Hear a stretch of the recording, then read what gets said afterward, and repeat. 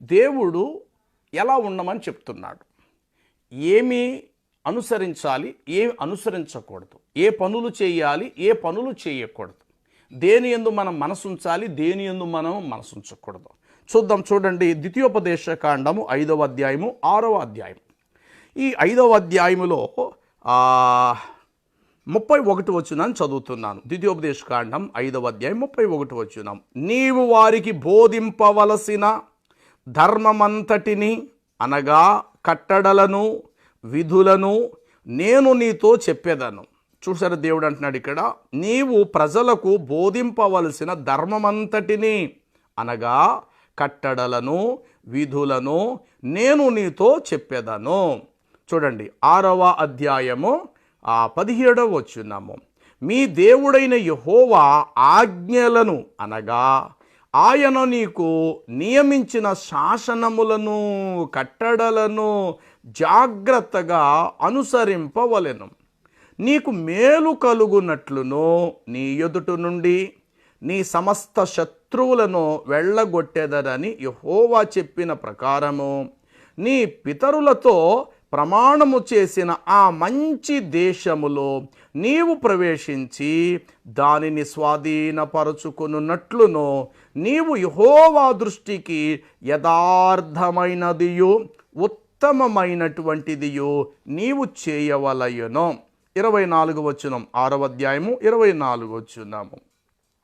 మనకు నిత్యము మేలు కలుగుటకై యెహోవా నేటి వలె మనలను బ్రతికించున్నట్లు మన దేవుడైన యెహోవాకు భయపడి ఈ కట్టడలన్నిటినీ గైకొనవలనని మనకు ఆజ్ఞాపించను.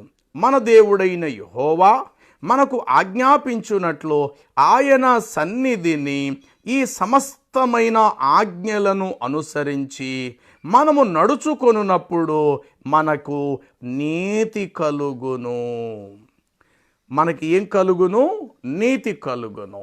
చూడండి, 5వ అధ్యాయంలోనే మనం చదువుకున్న ఈ 31వ వచనం నుండి చూస్తే అక్కడ అంటాడు, 32 చదువుతున్నాను. వారు స్వాధీనపరుచుకున్నట్లు నేను వారికి ఇచ్చుచున్న దేశమును వారు అలాగూ ప్రవర్తింపవలెను. కాబట్టి మీరు కుడికి గాని ఎడమకు గాని తిరుగక మీ దేవుడని యెహోవా ఆజ్ఞాపించున్నట్లు మేలు చేయుటకు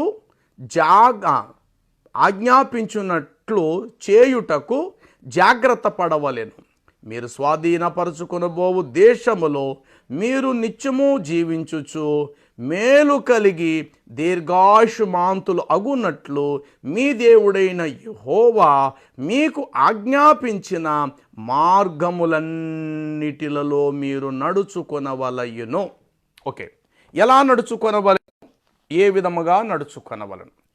ప్రభు బిడ్డలము, మనం చేయవలసిన పనులేమిటి, మనం చేయకూడలేని పనులేమిటి, ఏది చేస్తే దేవుడు ఇష్టపడతాడు, ఏది చేస్తే దేవుడు ఇష్టపడలేడు, ఏమి చేయమని దేవుడు మనకు ఆజ్ఞాపిస్తున్నాడు, ఏమి చేయవద్దు అనేసి మనకి ఖండితంగా దేవుడు బోధిస్తున్నాడు. రక్షణ పొందిన సేవకులే కానీ, విశ్వాసులే కానీ, పరిచారకులే కానీ, భూమి మీద ఉన్న ప్రజలే కానీ, ప్రభు బిడ్డలమైన మనము ఏమి చేయాలి, ఏమి చేయకూడదు? చూడండి, ఒక్కొక్క విషయాన్ని నేను మీకు తెలియపరుస్తా, జాగ్రత్తగా వినండి. మొదటిగా, నిన్ను వలె నీ పొరుగువాణిని ప్రేమించుము. నిన్ను వలె నీ పొరుగువాణిని ప్రేమించు. అలాగని చెప్పి నీ పొరుగువానిది ఏది కూడా ఆశింపకుము. ఏది చేయాలి, ఏది చేయకూడదు, ఏది చేయాలి అనేది నేను ముందు చెప్తాను, ఏది చేయకూడదు అనేది దాని తర్వాత వచ్చే లైన్లో ఈ మాటలు మీకు కనబడతాయి. మొదటిగా, నిన్ను వలె నీ పొరుగువాణిని ప్రేమించుము. అలాగని చెప్పి నీ పొరుగువానిది ఏది కూడా నీవు ఆశింపకుము. చూసారండి ఎంత బాగుందో? రెండో మాట, ఒక చెంప మీద కొడితే నీ రెండవ చెంప కూడా త్రిప్పుము. అలాగని చెప్పి కొట్టాడు కదని చెప్పి నరహత్య చెయ్యకుము అంటున్నాడు దేవుడు. నరహత్య చెయ్యకుము. మూడో మాట, నీ శత్రువుని క్షమించుము. నీ శత్రువుని క్షమించుము అన్నాడు. అలాగే నీ పొరుగు వారిపై అబద్ధ సాక్ష్యము పలుకకూడదు అన్నాడు దేవుడు. నీ శత్రువును క్షమించుము, నీ శత్రువును క్షమించుము. ఏమంటే ఈ ప్రపంచంలో బైబిల్ గ్రంథములో దేవుడు పలికినటువంటి విలువైనటువంటి మాటల వంటి మాటలు అనంత ప్రపంచంలో ఏ ఒక్కరూ ఎవరు ఇంతవరకు పలకల. అందుకే ఈరోజు వరకు కూడా ప్రపంచంలో సకల మతాల గ్రంథాలలో కంటే పరిశుద్ధ బైబిల్ గ్రంథానికి ఎందుకు ఇంత ప్రాముఖ్యత? తర్వాత భూలోకములో ఉన్నటువంటి మానవ జాతి ప్రజలందరూ ఏకైక బైబిల్ యొద్దకి ఎందుకు వస్తున్నారు? అంతకుముందు వారు ఎన్నో గ్రంథాలు చదివి పఠించి విసిగి వేసారిపోయి అందరూ బైబిల్ దగ్గరికి ఎందుకు వస్తున్నారు? వాళ్ళ చేతుల్లో కూడా గ్రంథాలే ఉన్నాయి కదా, అవి కూడా దైవ గ్రంథాలుగా చలామణి అవుతున్నాయి కదా, మరి వాటిని విడిచిపెట్టో లేక వాటిని కాదనో వాటిని ప్రక్కకు పెట్టేసో బైబిల్ దగ్గరికే ఎందుకు ఈ విశ్వ భూమి మీద ఉన్న మానవ జాతి ప్రజలందరూ క్రీస్తులోకి ఎందుకు వచ్చేస్తున్నారు అని అంటే, బైబిల్ గ్రంథములో దేవుడు పలికినటువంటి మాటలు ఈ ప్రపంచంలో ఇంకెక్కడ దొరకనందున, ఎక్కడా లేనందున ప్రజలు ప్రభు దగ్గరికి, ప్రభు మాటల దగ్గరికి వస్తున్నారు. ఎందుకంటే పల్లమున్న చోటికి నీరు ఎలాగా ప్రవాహంగా పారుతూ వస్తుంది, అది నిజం. ఎన్ని ఆనకట్లు మనం కట్టినా, ఎన్నో అడ్డుబండలు మనం వేసినా పారే నీటిని మనం ఆపలేం కదా, అది పారుతూనే ఉంటుంది. కాబట్టి పల్లమునకు దిగు పశువులు విశ్రాంతి నొందును అన్నట్లుగా పల్లమున్న చోటికి నీరు ప్రవాహంగా వస్తుంది, ఎత్తైన చోటికి చక్కటి గాలి కూడా వీస్తుంది.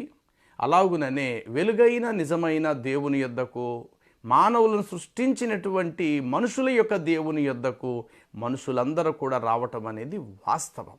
ఎందుగురించి అంటే ఆయన చెప్పిన మాటలు ఏమిటి, అలాగే ఆయన చేయొద్దు అన్నా లేకపోతే అలా చేయకండి అని చెప్పే మాటలు ఏమిటంటే, నిన్ను వలె నీ పొరుగువాడిని ప్రేమించు, అలాగని చెప్పి ప్రేమిస్తున్నట్లుగా నటిస్తూ నీ పొరుగువాడిదేది కూడా నీవు ఆశింపవద్దు. ఒక చెంప మీద కొడితే తిరిగి నీ రెండో చెంప త్రిప్పు, అలాగని చెప్పి కొట్టాడు కదా అని చెప్పేసి వాడిని చంపేక అనగా నరహత్య చెయ్యకుము. తర్వాత నీ శత్రువును మనసారా నువ్వు క్షమించుము, అలా అని చెప్పి నీ పొరుగువాణిపై అబద్ధ సాక్ష్యము పలుకొకము. తర్వాత నీ పొరుగువాణిని దీవించుము, కానీ నీ పొరుగువాణిని శపించకము. ప్రియులారా, యేసు ప్రభు వారిని శపించారు, సైనికులు శపించారు, రాణువారు అక్కడున్న వారు శపించారు, ఆఖరికి కుడి ప్రక్క ఎడం ప్రక్క దొంగలు కూడా ప్రభువుని కొంత శపించారు. వారు మాటల్లో కూడా అర్థమైంది. కానీ ప్రభు నోట శాపవచనాలు రాలేదు సుమా. ప్రభు ఎవరిని శపించలేదు, క్షమించాడే తప్ప. ఆయన నోట క్షమాపణే వచ్చింది తప్ప, ఇదిగో నాకు ఇలా చేసినందుకు మీరు కూడా ఇలా నాశనం అయిపోవుదురుగాక, లేక నా ఉసురు నీకు తగులునుగాక, నన్ను గాయపరిచినట్లు మీరు గాయాల పాలు అవుదురుగాక అన్న మాటలు ప్రభువు తనను చంపేవారిని ఆయన మాట అనలే. చరిత్రలో అద్భుతం ఏంటంటే ఆయన చంపిన వారందరూ కూడా రక్షణలోకి వచ్చారనేది నిజం. ఎందుకంటే కళ్ళారా చూశారు. అంతవరకు ఎంతోమందిని వారు శిక్ష విధించటం సైనికులకు తెలుసు. కానీ శిక్ష పొందే ఏ వ్యక్తి కూడా యేసుక్రీస్తు ప్రభు వారిలాగా అది వరకు ఎవ్వరికి కూడా సైనికులకి అలాంటి వారు కనబడలేదు. చనిపోతూ రే నన్ను చంపుతున్నందుకు నువ్వు నాశనం అయిపోతావురా, నన్ను కొరడా దెబ్బలు కొడుతున్నావు కదా, నువ్వు కూడా నడి రోడ్డు మీద చచ్చిపోతావురా అని అంటూ దెబ్బలు తిన్నవాడు, దెబ్బలు కొట్టేవాడిని శపించిన వాళ్ళు బోల్డ్ మంది శపించి చచ్చిపోయారు. కానీ యేసుక్రీస్తు వారు ఒక్కరు మాత్రమే తనను గాయపరిచి హింసించే వారిని మనసారా క్షమిస్తూ మరణించాడు ఆయన. ఆ దృశ్యాన్ని అక్కడున్న ప్రజలే కానీ, రాణువారే కానీ, అనగా సైనికులే కానీ అనేక మంది ఆ దృశ్యాలను కళ్ళారా చూస్తూ చరిత్రలో అద్భుతంగా ప్రభువుని అంగీకరించారు. ఏ రోమా ప్రభుత్వ వారు యేసు ప్రభువుని సిలువ వేయటానికి ఆజ్ఞాపించారో చరిత్రలో మొట్టమొదట ఆ రోమన్ క్యాథోలిక్ అనేటువంటి సంఘ స్థాపన కూడా చేసింది ఆ ఇటలీ పట్టణం రోమ్ నుండే స్టార్ట్ అయింది. ప్రియులారా, ఈరోజు ప్రపంచమంతా కూడా RCM అంటే రోమన్ క్యాథోలిక్ అంటారు. ఈ రోమన్ క్యాథోలిక్ వాళ్ళు ఎవరు అని అంటే 2000 సంవత్సరాల క్రితం యేసు ప్రభు వారిని సిలువ శిక్షకు అప్పగించినటువంటి ఆనాడు ఆ యొక్క పిలాతు కానీ ఆ యొక్క వారు అనగా రోమియులే యేసు ప్రభు వారు రోమా చక్రవర్తుల కాలంలో యేసు ప్రభు వారు చనిపోయారు. యేసు ప్రభు వారికి శిక్ష విధించటానికి తీర్పు తీర్చింది ఆనాటి రోమన్ గవర్నర్లు, రోమన్ రాజులే ఆనాడు ఆయనకి శిక్ష విధించటానికి కారణమయ్యారు. కానీ అద్భుతం, చరిత్రలో ఏ రోమియులైతే యేసు ప్రభుని చంపారో చివరికి ఆ రోమియులే ఆయన పూజించటం, ఆరాధించటం అనేది ప్రపంచం అంతా కూడా మొదలైపోయింది. ప్రియులారా, కాబట్టి యేసు ప్రభు వారి లాంటి వారిని ప్రపంచంలో ఇంకెక్కడ మనం చూడలేం. కాబట్టి ప్రజలు ఈనాడు యేసు ప్రభు వారి దగ్గర రావడానికి బలమైన కారణాలు అదే. కాబట్టి చూడండి, నీ పొరుగువాడిని దీవించుము, కానీ నీ పొరుగువాడిని శపింపకుము అన్నాడు. తర్వాత నీ ఆహారము ఆకలి గొని వానికి పెట్టుము, అలాగని చెప్పి ఆకలితో ఉన్నానని చెప్పి నీ పొరుగువాని ఏది కూడా దొంగిలించవద్దు. చూసారా, నీ ఆహారము ఆకలి గొని వానికి పెట్టుము, అలాగని చెప్పి అవకాశం ఉంది ఎవరు లేరు కదని చెప్పి దొంగిలించిన ఆహారము తీపి అన్నట్లుగా దొంగిలించి ఆహారము తినబాక. నీ ఆహారము పొరుగువానికి పెట్టు, కానీ పొరుగువానిది ఏది కూడా నీవు దొంగిలించవద్దు. తర్వాత బేదలను కనికరించుము అన్నాడు.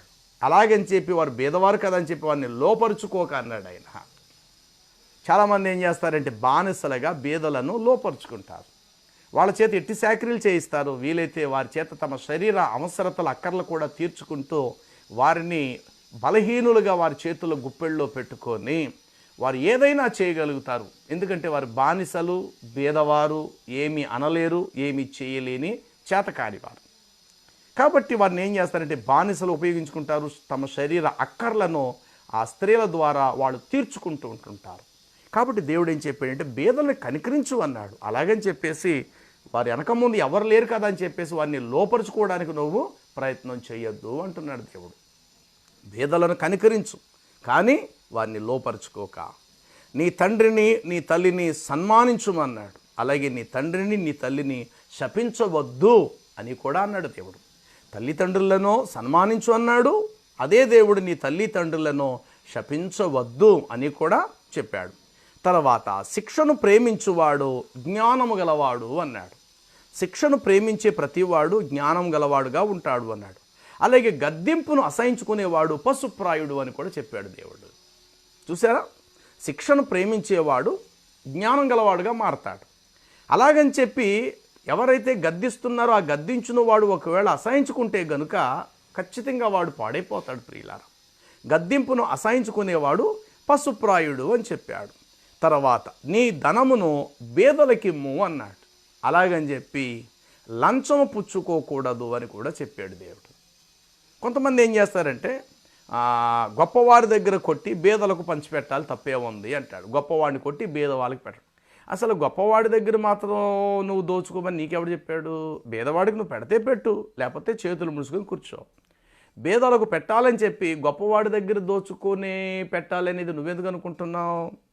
ఎందుకంటే బీదవాళ్ళ పక్షంగా దేవుడు ఎప్పుడూ ఉంటాడు. ఎవరిని ఆకలితో ఉండనివ్వడు. ఆకాశంలో ఉన్న పక్షులను పోషించే దేవుడు పోషించు వాడే. అంతే తప్ప నువ్వేదో తీసుకెళ్ళి వాళ్ళకి పెడితే వాళ్ళు కడుపు నిండిపోతున్నాను నువ్వు అనుకోక. ఈరోజు నువ్వు పెడతావు, రేపు పొద్దున్న చచ్చిపోతావు నువ్వు. మరి అప్పుడు ఆ బీదవాళ్ళ సంగతి ఏంటి? గొప్పవారి దగ్గరది దోచుకొని బీదలకు నువ్వు పెడుతున్నావు, కరెక్టే. ఈరోజు నువ్వు ఉంటావు, రేపు పొద్దున్న నువ్వు చనిపోతావు. లేదా ఈరోజు నువ్వు వారికి పెట్టగలుగుతావు, రేపు పొద్దున్న నువ్వు బ్రతుకుండి వాళ్ళకి పెట్టలేనటువంటి అనారోగ్యంతో నువ్వు మంచం మీద పడిపోతావు. అప్పుడు పరిస్థితి ఏంటి? ఒక మనిషిగా ఒక మనిషికి ఎంతకాలం పెట్టగలుగుతాడు? ఒక మనిషి జీవితకాలం అంతా ఒక మనిషి ఎప్పుడు కూడా భారాన్ని భరించలేడు, మోయలేడు, పెట్టలేడు.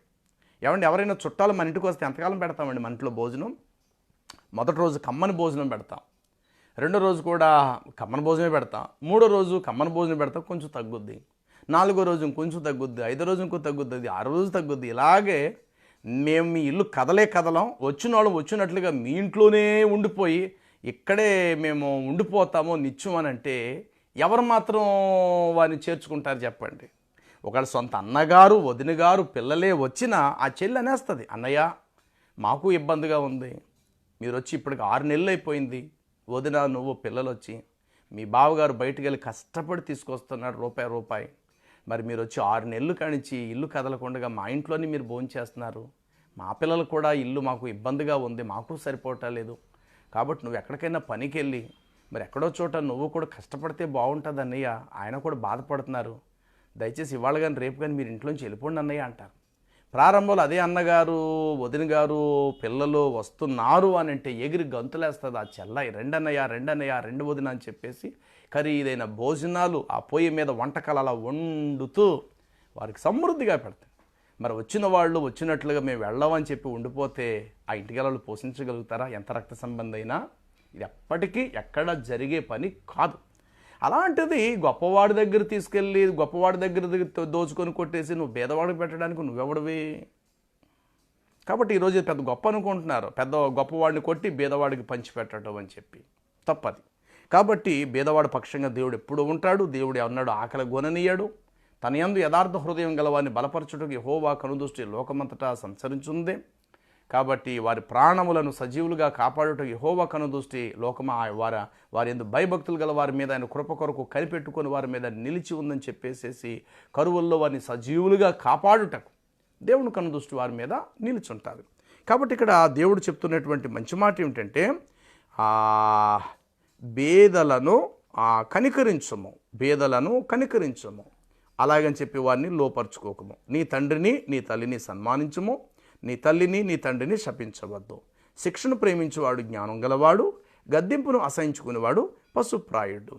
నీ ధనము బేదలకిమ్ము, అలాగని చెప్పి లంచములను పుచ్చుకొనకము. ఏమంటే ఒక్కొక్కడికి గవర్నమెంట్ ఇచ్చే జీతం సరిపోదనుకుంటాడు, ఏంటో సైడ్ నుంచి లంచాలు లంచాలు లంచాలు తెగ తింటుంటాడండి వాడు, లంచాలు తినేస్తాడు. అందుకే మన దేశం ఈరోజు కూడా ఇలాంటి పరిస్థితుల్లో భేద స్థితిలో ఉండటానికి, ఈరోజు కూడా మన దేశం అభివృద్ధి అవ్వకపోవటానికి కారణం ఏంటంటే లంచము తీసుకున్నవాడు దేశమును పాడు చేయను అని చెప్పేసి వ్రాయబడినది. దేశమా దేశమా దేశమా యెహోవా మాట వినుమా అని చెప్పి దేవుడు అంటున్నాడు. కాబట్టి ఈనాడు అన్ని వర్గాలలో, అన్ని ప్రభుత్వ కార్యాలయాలలో, అన్ని రకాల ప్రభుత్వ ఉద్యోగాల్లో కూడా ఎక్కడ చూసినా అక్కడ లంచం లంచం లంచం లంచం లంచంతో నిండిపోయింది ప్రియులారా. రోడ్లు వేయటానికి ప్రభుత్వం దగ్గర నుండి టెండర్ వేసి కోట్ల రూపాయల కాంట్రాక్ట్ తీసుకుంటారు.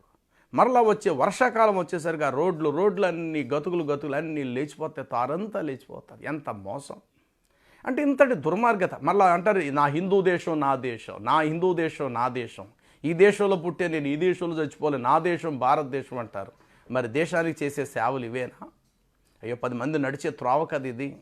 అయ్యో ఈ డబ్బు నేను ఎంత తినటం న్యాయమేనా? అండ్ 100 కోట్లు తీసుకుంటాడు, 25 కోట్లు ఖర్చు పెడతాడు, 75 కోట్లు వాడు వెనకాల దాచేసుకుంటాడు. అలాంటి దుర్మార్గులు ఎక్కువ శాతం మన దేశంలో చాలామంది ఉన్నారు ప్రియులారా. కాబట్టి ఇక్కడ దేవుడు చెప్తున్న మాట ఏమిటంటే నీ ధనము చూడండి అక్కడ అంటాడు కదా, బేదలను కనికరించము, అలా అని చెప్పి వారిని లోపరుచుకోకము. తర్వాత నీ ధనము బేదలకిమ్మో, అలా అని చెప్పి లంచము నీ దగ్గర ఉంటే పెట్టు, లేదా నోరు మూసుకొని ఊరుకో. కానీ ఎవరి దగ్గరదో దోచుకొని తీసుకొచ్చి పెట్టాలనుకోవటం కరెక్ట్ కాదు ప్రియులారా. ఎవరిదో తీసుకొచ్చి వీళ్ళకి పెట్టాలనుకోవటం పొరపాటు అది. నీకున్నదా నువ్వు తిను, నీకున్నదా ఇతరులకు నువ్వు పెట్టు. అంతప్ప నీకు లేదని చెప్పి ఎవరిదో నువ్వు దోచేసుకోవడం పెట్టి తర్వాత గొప్ప రావాలని చెప్పి ఇతరులను పెట్టేడు ఎంతకాలం నువ్వు పెట్టేయగలుగుతావు? అది నువ్వైనా నేనైనా సరే. కాబట్టి నీ ధనం బేదలకేమో కానీ లంచం పుచ్చుకొనకుమో. బేదలకు అప్పిచ్చువాడు యెహోవాకు అప్పిచ్చువాడు, బేదలను తృణీకరించువాడు యెహోవాను అసహించుకున్నవాడు. కలిగిన దానితో సంతృప్తి పడము, లంచం పుచ్చుకున్నవాడు దేశమును పాడు చేయను. కలిగిన దాంతో తృప్తిపడు. నీ జీతం ఎంతో, నీకు నెలకు ఎంత వస్తుందో దాంతో తృప్తిపడు. బాప్తిస్మ ఇచ్చే యోహాన్ దగ్గరికి ఆనాడు కొందరు సైనికులు వచ్చారు, రాణువారు వచ్చారు, ఆ దేశంలో పరిపాలన చేసేటువంటి అధికారులు వచ్చారు. అయ్యా మేమేమి చేయవాలని అన్నప్పుడు ఆయన అంటాడు కదా, మీకు నియమించిన దానికంటే ఎక్కువగా మీరు ఆశించవద్దు. మీకు ఇవ్వబడినటువంటి జీతములతో మీరు బ్రతుకుడి, మీకు ఇవ్వబడిన జీతాలతో మీరు బ్రతకండి. అడ్డుదారుల్లోకి వెళ్ళి అడ్డంగా చేతులు చాచి లంచాలు తీసుకోవడానికి మీరు ప్రయత్నాలు చేయబాకండి. అవును, ఈరోజు కరోనా పేరు చెప్పి ఎవడు నిజంగా ఆ యొక్క కరోనా తెగులతో మరి నిజంగా చచ్చిపోయేవాళ్ళు ఎంతమంది ఉన్నారో ఏంటో, కానీ లక్షల రూపాయలు తీసేసుకుంటున్నారండి డాక్టర్లు కూడా. ఎంత మోసం అండి. ఇంకా ఆడు నిరుపేదవాడా ఏంటనేది ఆలోచన కూడా లేదు. ఏదో బ్రతకాలన్న ఆశతో ఇంటి వారు హాస్పిటల్కి తీసుకొని వెళితే లక్షలు దోచేసుకుంటున్నారు ప్రియులారా. మరలా అంటారు కదా, ఈ శవం మీకు కావాలంటే ఇంకో 4 లక్షలు కట్టండి, 5 లక్షలు కట్టండి, 10 లక్షలు కడితే నీ బాడీని మీకు ఇస్తాము, లేదంటే ఈ శవాన్ని మీరు వదిలేసుకోవాల్సి వస్తుంది. ఎంత దుర్మార్గపు వైఖరి ప్రియులారా. కాబట్టి నిజంగా ఎంతంత లక్షలు గుంజేస్తున్నారు ఈ డాక్టర్లు కూడా. కాబట్టి దేవుడు ఇక్కడ అంటాడు కదా, ఏమని అంటాడంటే కలిగిన దానితో నువ్వు సంతృప్తి పడము, అలా అని చెప్పి లంచం పుచ్చుకున్నవాడు దేశమును పాడు చేయను. తర్వాత బాధపరచుబడు వారికి న్యాయము తీర్చు, అలా అని చెప్పి గుడ్డివాడి నడిచే త్రోవల అడ్డము వేయవద్దు అని కూడా దేవుడు చెప్తున్నాడు. బాధపరచుబడు వారికి న్యాయము తీర్చు, అలా అని చెప్పి గుడ్డివాడి త్రోవకు నీవు అడ్డము వేయకుము.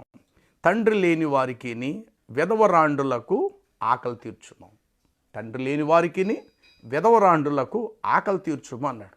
అలాగే ఇంకో మాట ఏమన్నాడు దేవుడు అంటే, నీ పొలములు రాలిపోయిన ఫలాలను వేరుకోక అవి తినునట్లు బేదలకు వాటిని విడిచిపెట్టుము అన్నాడు. ఎంత గొప్ప దేవుడు అండి ఆయన. నీ పొలములో చూడండి, తండ్రి లేని వారికి విధవరాండులకు ఆకలి తీర్చుము అన్నాడు. అలాగే ఏమంటాడైనా, నీ పొలములో రాలిపోయిన ఫలాలను ఏరుకోక వాటిని బేదలకు విడిచిపెట్టుము. ఏమండి, వరల్లో కొంతమంది పొలము వారల్లో కొన్ని మొలుస్తుంటాయి. వాటిని అవి నువ్వు విత్తలేదు, ఆకాశ పక్షులు వచ్చి అక్కడ గింజలు విత్తటము ఏదో సంథింగ్ జరిగింది, మొత్తం మీద మొలకలయ్యి. అది నువ్వు విత్తిన విత్తనం కాదు. ఆ పొలం గట్లు వారలంట పెరుగుతుంటాయి. అవి నీకు హక్కు లేదు, వాటిని బేదల కొరకు విడిచిపెట్టు అంటాడు. కొన్ని సందర్భాల్లో నీకు ఎంత ఇవ్వాలో దేవుడు ఎరిగి కొంత బేదలకు ఇవ్వాలనుకున్న దేవుడు ఆ రాత్రి వేళ కొంత గాలి తుఫాను పంపిస్తుంటాడు. చెట్టుకుండేటువంటి ఫలాలు చెట్టుకుంటాయి, రాలిన ఫలాలు కొన్ని రాలిపోతాయి. అయితే చెట్టుకున్నవి మాత్రమే నువ్వు అమ్ముకో అంటాడు దేవుడు. రాలిపోయిన ఫలాలను ఎత్తుకొని వాటిని అమ్ముకోవడానికి ప్రయత్నం చేయక, రాలిపోయినటువంటి ఫలాలను బేదల కొరకు నేను విడిచిపెడుతున్నాను అన్నాడు దేవుడు. ఏమంటే ఈరోజు రిక్షా తొక్కునేవాడు కూడా ద్రాక్ష పండ్లు, యాపిల్ ఫలాలు, అన్ని రకాల ఫ్రూట్స్ బేదవాడు కూడా ఈరోజు తినగలుగుతున్నాం. దాదాపు కొన్ని సంవత్సరాల క్రితం వెళ్తే రాజులు మాత్రమే తినగలిగేవారు ఆ ఫ్రూట్స్, ఆ ఫలాలు. మిగతా వాళ్ళు కనీసం వారు తిని పడేసిన ఎంగిలి తొక్కలు వారు పడేసిని కూడా ముట్టుకోవడానికి అర్హత లేనటువంటి పరిస్థితి. ఈరోజు బీదవాడని లేదు, గొప్పవాడని లేదు, వాడి దగ్గర డబ్బులు ఉంటాయి కాబట్టి అన్ని రకాల ఫ్రూట్స్ అందరూ కూడా ఈరోజు తినగలుగుతున్నాం. పూర్వం అలా కాదు. అయితే ఆ బేదలకు ఇవ్వటానికి దేవుడు ఏం చేసేవాడంటే, కొన్ని సందర్భాలు గొప్ప గొప్ప జమీందారులైనటువంటి పొలముల భూస్వాముల్లో పొలాలకు దేవుడు రాత్రివేళ గాలిని పంపించేవాడు. ఎప్పుడైతే గాలులు వీచేవో బేదలందరట రాత్రివేళ లేచి దేవుని స్తుతించేవారు. ఆహా ఆహా, గాలి వేస్తుంది, గాలి వీస్తుంది, గాలి వీస్తుంది. ఇదిగో మన ప్రక్కనే కొన్ని ఎకరాల పొలం ఉంది, అక్కడ మంచి మంచి మామిడి పళ్ళు ఉన్నాయి, యాపిల్ ఫలాలు ఉన్నాయి, అంజూరు పళ్ళు ఉన్నాయి. ఉదయం అయ్యేసరికి ఈ గాలికి కొన్ని పడిపోతాయి. ఆ జమీందారులు దేవుని మాటకు లోబడి ఆ ఫలాలను తెచ్చి ఒక చోట కుప్పగా పారేస్తారు. మనం వెళ్ళి తెచ్చుకొని తినొచ్చు. ఆహా, ఈ రాత్రి వేళ దేవుడు గాలిని పంపించాడు, చక్కటి గాలిని పంపించాడు. ఈ గాలి దెబ్బకు చెట్లకున్న ఫలాలు రాలి కింద పడిపోతాయి. ఉదయం అయిన తర్వాత యజమానుడు పనివాళ్ళ చేత గంపలతో ఎత్తించి వాటిని ఒక చోట బయట పారవేయించేస్తాడు. మన ఉదయాన్నే వెళ్ళి కడుపు నిండా ఫలాలు తినవచ్చని చెప్పేసేసి గాలి వీస్తూ ఉన్నప్పుడట బేదలు సంతోషించేవారు. అదే గాలి వస్తున్నప్పుడు ఆ పొలం యొక్క యజమానుడు, ఆ చెట్ల యొక్క యజమానుడు ఒకలాగా ఆలోచనలో పడేవాడు. అయ్యో గాలి వేస్తుంది, అయ్యో నా చెట్ల నుండి ఎన్ని ఫలాలు రాలిపోతాయో, చివరికి చెట్టుకి ఎన్ని ఫలాలు మిగులుతాయో, మిగిలిన ఫలాలు మాత్రమే నాకు సొంతము, రాలిపోయినవి దేవునికి సొంతం. కాబట్టి రాలిపోయిన ఫలాలను బేదలకు ఇడిచిపెట్టేయాలి, చెట్టుకున్న ఫలాలు మాత్రమే నేను అమ్ముకోవాలని చెప్పి యజమానుడైన వాడు ఆ గాలి వస్తున్నప్పుడు కొంత వాడు భయం చెందుతాడు, గాలి వేస్తున్నప్పుడు బేదలు ఆనందించేవారు. ఎందుకంటే దేవుడు అదే మాట చెప్పాడు, చెట్టుకున్న ఫలమే నీది, తోటలో రాలిపోయిన ఫలాలను ఏరుకోవాక వాటిని బేదలకును పరదేశులకు నేను వాటిని ఇచ్చివేస్తూ ఉన్నాను అనేసి దేవుడు సెలవిచ్చాడు. కాబట్టి తండ్రి లేని వారిని విధవరాండులకు ఆకలి తీర్చుము. అలాగని చెప్పి నీ పొలములో కింద రాలిపోయినటువంటి ఫలాలు బేదలు తినటానికి వస్తున్నప్పుడు ఆటంకపరచకుండా వాటిని నీ గంపలో ఎత్తుకోవడానికి నువ్వు ప్రయత్నం చేయబాక, వాటిని బేదలకునో పరదేశులకు వాటిని విడిచిపెట్టుము అన్నాడు దేవుడు. తర్వాత నీవు పుట్టిన దేశమందు నువ్వు ఆనందించు అన్నాడు, లేక సంతోషించు అన్నాడు. నేను నిన్ను పుట్టించిన దేశమందు నువ్వు ఆనందించు అన్నాడు. అలాగని చెప్పి పురుషుడు స్త్రీ వేషం వేసుకొని, అలాగే స్త్రీ పురుషుడు వేషం వేసుకొని ఆనందించకూడదు. ఈరోజు ఎక్కువ అదే జరుగుతుంది ప్రియులారా. మేకప్ల మీద ఆనందము, శరీర ఆకృతముల మీద ఆనందము, వారు ధరించిన వస్త్రాలను బట్టి ఆనందము. ఏమంటే దేవుడు నీకు ఇచ్చిన దేశాన్ని బట్టి నువ్వు ఆనందించు, ఆ దేశంలో పారే నీళ్లను బట్టి ఆనందించు, ఆ దేశంలో నువ్వు పీల్చుకునే ప్రాణవాయు గాలిని బట్టి ఆనందించు, ఆ దేశంలో పండే పంటలు తింటున్న పంటలను బట్టి ఆనందించు, ఆ దేశంలో నీతో పాటు పుట్టి పెరిగిన నీ తోటి మనుషులను చూసి నువ్వు ఆనందించుగాక. అంతే తప్ప నీ శరీరానికి ఏదో పూసుకుంటే ఆనందం కలుగుతుందని చెప్పి ఏమంటే పురుషుడు స్త్రీ వేషం వేయవద్దు, అలాగే స్త్రీ పురుషుడు వేషము ధరించవద్దు. అలా ధరించి ఆనందించడానికి ప్రయత్నము చేయొద్దు. ఎవరు ఇంకొక మాట చెప్తూ ఉన్నాను, దేవుడు ఒకవేళ నీకు స్వరాలు అందమైన స్వరం ఇవ్వచ్చు, కానీ పురుషుడు స్త్రీ యొక్క పాట రూపంలో పాడటం కూడా అది న్యాయం కాదు. అది దేవునికి ఏ స్వరం ఇచ్చాడో అదే స్వరంతో పాడు, కానీ దాన్ని మార్చి మార్చి మార్చి ఆడపిల్ల గొంతుకులాగా పాడడానికి ప్రయత్నం చేయటము. ఆడవాళ్ళు ఏమైపోతారు? ఆడవాళ్ళకి ఇచ్చిన స్వరంతో ఆడవాళ్ళు పాడుకుంటారు, మగోడుగా నీకు ఇచ్చిన స్వరంతో నువ్వు పాడుకోవాలి. గొప్ప రావాలని, ₹4 డబ్బులు సంపాదించాలని చెప్పేసేసి పురుషుడు స్త్రీ వేషము ధరింపరాదు అన్న సందర్భంలో పురుషుడు స్త్రీగా కూడా మాట్లాడటం కూడా న్యాయం కాదు. పురుషుడు పురుషుడుగానే మాట్లాడుగాక, స్త్రీ స్త్రీగానే మాట్లాడుగాక. పురుషుడు స్త్రీ వలె మారిపోవద్దు, అలాగే స్త్రీ డామినేట్ చేసి పురుషుడిని దాటిపోయి ముందుకెళ్ళిపోయేటట్లుగా పురుషుడు వేషము ధరించవద్దు. ఏమండి? తర్వాత వెండిని సంపాదించుట కంటే దైవ జ్ఞానము సంపాదించుకుంటే మేలు అన్నాడు. అలాగని చెప్పి నువ్వు కలిగిన సంపాదన బట్టి అహంకారమై ఉండద్దు అని కూడా అన్నాడు. వెండిని సంపాదించుట కంటే దైవ జ్ఞానం సంపాదించుట మేలు అన్నాడు దేవుడు. అలా అని చెప్పి ఏదో ₹4 డబ్బులు సంపాదించాను నేనే అని చెప్పేసి నీ డబ్బును బట్టి అహంకారముగా ఉండవద్దు అని కూడా దేవుడు చెప్పాడు. తర్వాత పురుషుడు తన భార్యను ప్రేమించవలను అన్నాడు. అలాగని చెప్పి పురుషుడు తన భార్య యొద్దకు తప్ప పరాయి స్త్రీ యొద్దకు వెళ్ళకూడదని కూడా చెప్పాడు. పురుషుడు తన భార్యను ప్రేమించవలను అన్నాడు. అలాగే అదే పురుషుడు తన భార్య యొద్దకు కాకుండా పరాయి స్త్రీ యొద్దకు వెళ్ళొద్దు అని కూడా చెప్పాడు. అలాగే స్త్రీ తన భర్తకు లోబడి ఉండాలని చెప్పాడు. అలాగని చెప్పి స్త్రీ తన భర్త యొద్దకు తప్ప పరాయి పురుషుని యొద్దకు కూడా పోకూడదు అని కూడా దేవుడు చెప్పాడు. తర్వాత జ్ఞానము కలిగి నీవు నీ నోరును తెరువుము అన్నాడు. దేవుడు అంటాడు జ్ఞానము కలిగి నీవు నీ నోరును తెరువుము అన్నాడు. అలాగే వ్యర్థమైన మాటలు పలుకుటకు నీ నోరును తెరవకము అని కూడా చెప్పాడు దేవుడు. చూసారు ఎంత బాగుందో? జ్ఞానము కలిగి నీవు నీ నోరును తెరువు అన్నాడు. అదే దేవుడు వ్యర్థమైన మాటలు నీ నోటంట పలకకుండునట్లు నీ నోరును తెరవకము. ఏ మాట పడితే ఆ మాట నువ్వు నోటంట పలకద్దు. జ్ఞానము కలిగి నీ నోరు తెరవము, కానీ వ్యర్థముగా మాట్లాడటానికి నీ నోరు తెరవకము. అలాగే గద్దింపునకు లోబడుము, బుద్ధిమంతుడవు. గద్దింపునకు లోబడలేని వాడు శిక్షకు లోనగును అన్నాడు దేవుడు. చూసారా? గద్దింపునకు లోబడేవాడు బుద్ధిమంతుడవుతాడట. అదే మనుషుడు గద్దింపునకు ఎంత మాత్రము లోబడకపోతాడంటే చివరికి శిక్షకు లోబడతాడు.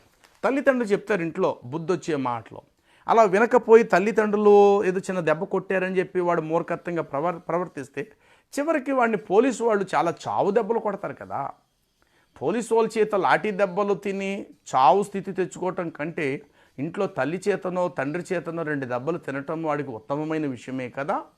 అందుకే దేవుడు అంటే ఎన్నిసార్లు చెప్పినా లోబడనొల్లని వాడికి మరీ తిరుగు లేకుండా హఠాత్తుగా మరణము సంభవించును అని కూడా దేవుడు చెప్పేశాడు. ఎన్నిసార్లు చెప్పినా లోబడనొల్లని పిల్లలకు శ్రమ అన్నాడు. ఎన్నిసార్లు చెప్పినా లోబడలేని వాడికి మరీ తిరుగు లేకుండా హఠాత్తుగా అకస్మాత్తుగా వాడికి మరణము దాపరించును అంటాడు.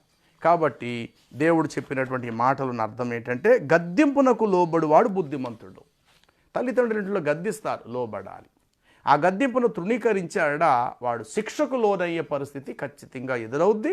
ఇక చాలా బలమైన దెబ్బలు వాడి శరీరం మీద పడతాయి. శిక్షకు లోనవ్వాలి వాడు. చివరికి న్యాయ సభలో ఏడవబడతాడు. జైలు పాలయ్యే పరిస్థితి కూడా వాడు తెచ్చుకుంటాడు. ప్రియులారా, అలాగే నీ కుమారుని ప్రేమించుము అంటే కుమారుని ప్రేమించేటువంటి తండ్రి వాని బాల్యము నుండే శిక్షించాలట. ఏ తండ్రి అయినా తన కుమారుడు బాగుండాలని కోరుకునే ప్రతి తండ్రి అంట వాడు బాల్యము నుండి శిక్షించాలి అన్నాడు. అలాగని చెప్పి తన కుమారుడు చావును మాత్రము కోరవద్దని కూడా చెప్పాడు. శిక్షించుము, కానీ వాడు చావాలని మాత్రము కోరుకోక అన్నాడు దేవుడు. కొట్టు, ఎంతవరకు అంతవరకే. అలాగని చెప్పి ఆ దెబ్బతో వాడు చచ్చిపోవాలని మాత్రం కోరుకోక అంటున్నాడు దేవుడు. కాబట్టి కుమారుని ప్రేమించు ప్రతి తండ్రి వాడి యొక్క బాల్యము నుండే వాడిని శిక్షించాలట. ఎందుకంటే వాడికి నేర్పము, వాడు పెద్దవాడైన తర్వాత ఆ త్రోవ నుండి తొలగిపోడు అని చెప్పేసి కూడా వాక్యములో చెప్పబడింది. అయితే బాలుని హృదయం అట బాల్యము నుండే చెడ్డది. వాని హృదయములో మూఢత్వము స్వాభావికంగా పుట్టును. బాలుని యొక్క హృదయాలోచనలు వారి బాల్యము నుండే చెడ్డవని చెప్పి ఆదికాండము సామెతల్లో కూడా చెప్పబడింది. కాబట్టి నిజంగా కుమారుణ్ణి కాపాడుకోవాలనుకునే ఏ తండ్రి అయినా వాడిని బాల్యము నుండే వాడిని శిక్షించాలి. అలాగని చెప్పి వాడి అంతటితో చచ్చిపోవాలని మాత్రం వాడి చావును కోరుకొనకము అన్నాడు. తర్వాత నీ పొరుగువానికి మేలు చేయుట మానుకొనకము. అలాగని చెప్పి కీడు చేయటానికి నువ్వు త్వరపడకము. మేలు చేయము, నీకు మేలు చేయవలసిన వస్తే చేయము, మేలు చేయకపోయినా చేయకపో, తప్పులేదు. కానీ కీడు మాత్రము చేయకు. సాధ్యమైనంత వరకు నువ్వు మేలు చేయగలిగితే చెయ్యి. మేలు చేయి నెరిగి ఉండియు అలాగూ చేయకున్న వానికి పాపము కలుగునని కూడా వ్రాయబడినది. కాబట్టి నీ పొరుగువానికి మేలు చేయుట మానుకొనకము.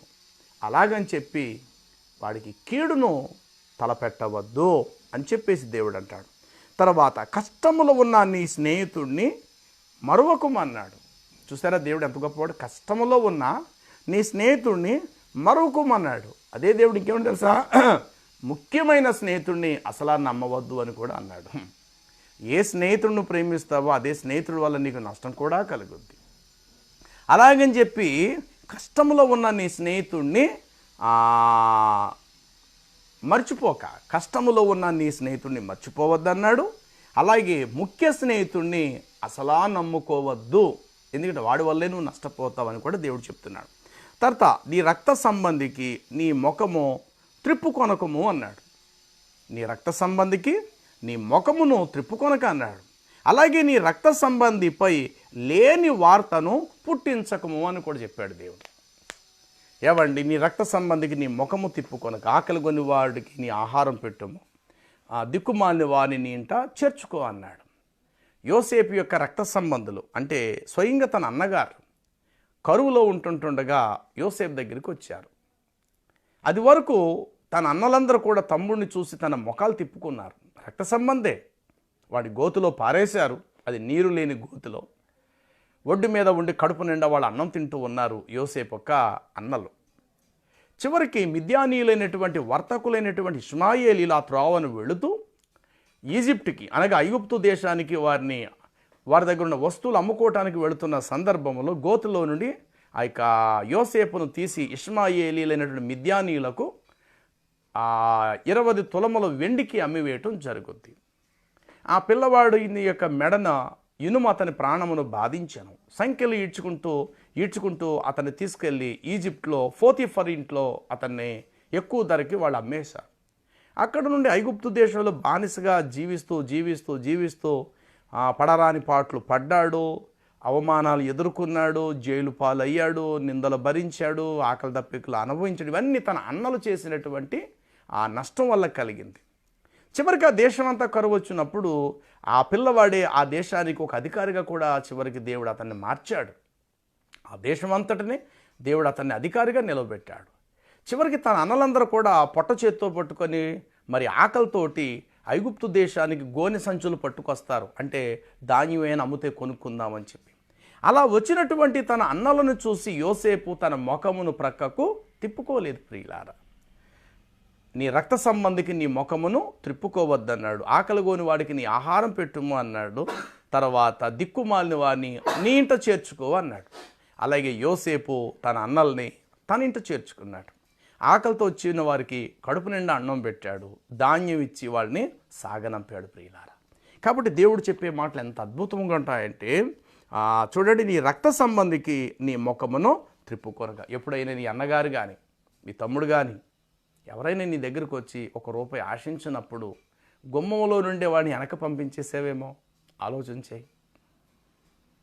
వారికి లేకే కదా మన దగ్గరకు వచ్చారు, వారు దీన స్థితిలో ఉండి మన దగ్గరకు వచ్చారు.